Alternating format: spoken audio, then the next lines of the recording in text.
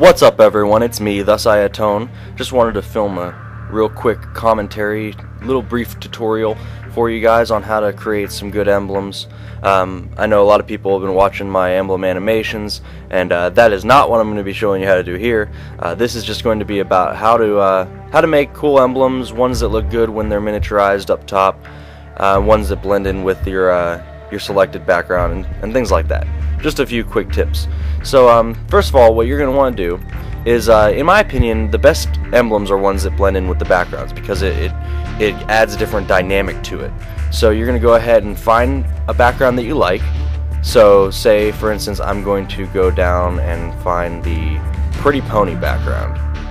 So now what I'm going to do is, since the background is very colorful and things aren't going to stand out very much on it, and they're kind of going to blend in, and you're not going to be able to see really what it is against that background, you're going to want to create a background for yourself. Now to do that, you're going to want to go down to your bottommost layer, and you're going to go ahead and select the circle or the square, whichever one you have. I'll select square for now, and you're going to just go into it and just enlarge it all the way so it takes up the screen, and then you're just going to add in whatever color you want for the background. Like for this, I'm going to add in a yellow colored background, simply because that'll match the fluorescent tone of the background that I have as the Pretty Ponies. So we'll go ahead and do that. Next, you're going to want to do something that obviously fits the background. So there's a unicorn in there, so why not make a unicorn of my own? So we're going to go ahead and find a horse.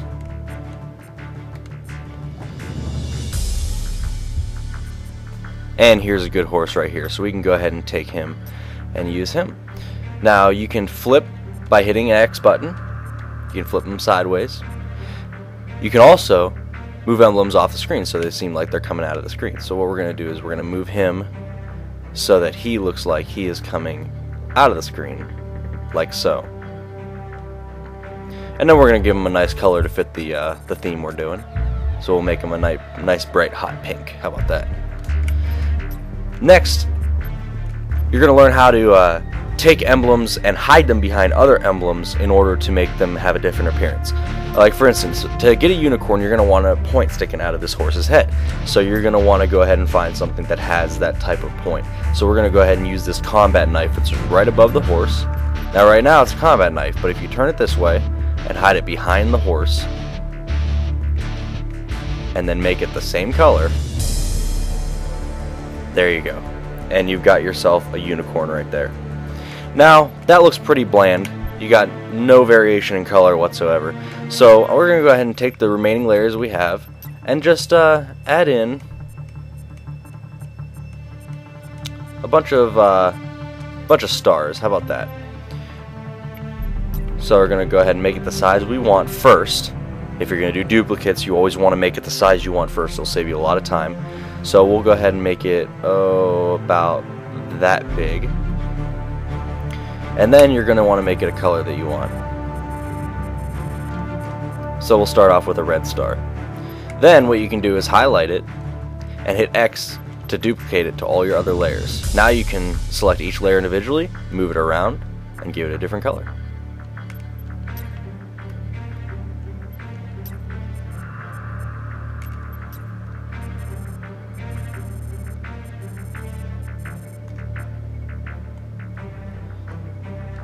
So now, by doing this, you can get all of your stars to have different colors while having the exact same shape. And you can add some dynamic and some extra coloration to your emblem, and one that will stand out in the small version as well.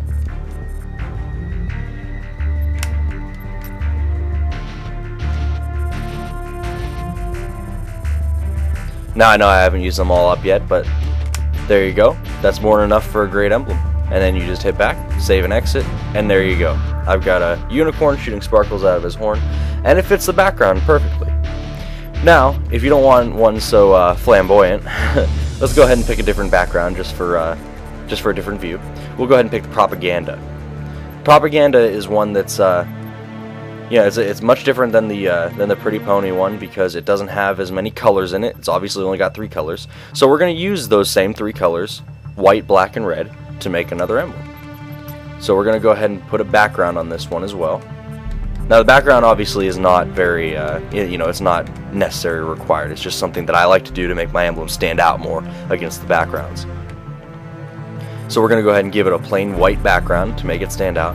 Let's go ahead and make a little bit of a film noir scene right here. So we're going to go ahead and get one of the people emblems. So we'll go ahead and do the man walking, and we got to make him one of our 3 colors, of course. So we're going to make him black. We're going to enlarge him so that people know what he is. And I'd say that's about right. Next we're going to have, let's find a guy with a gun.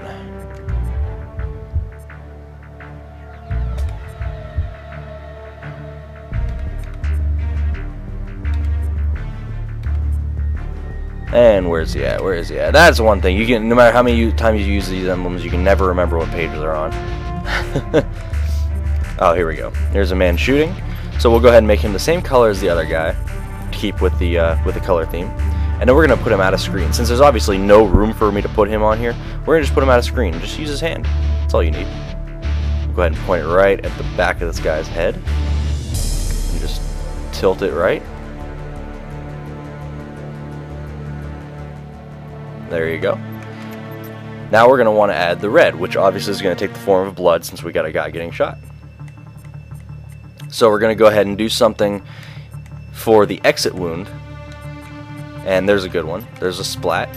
That'll work right. Now as you notice, this is showing up behind the other emblems. If you want to change that, all you do is while you're editing it, go on your D-pad and hit up or down, and it'll rotate and change which layers it's above and below. See? So I want it above this guy's head. So I'm going to do that, put it right at the top of the list. Put it right about there. And we're going to go ahead and give it a nice blood red color. And there's the exit wound.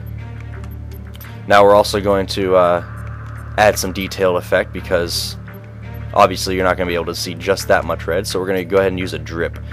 And act like the blood has been dripped on a wall, or splattered on the wall, I guess you could say.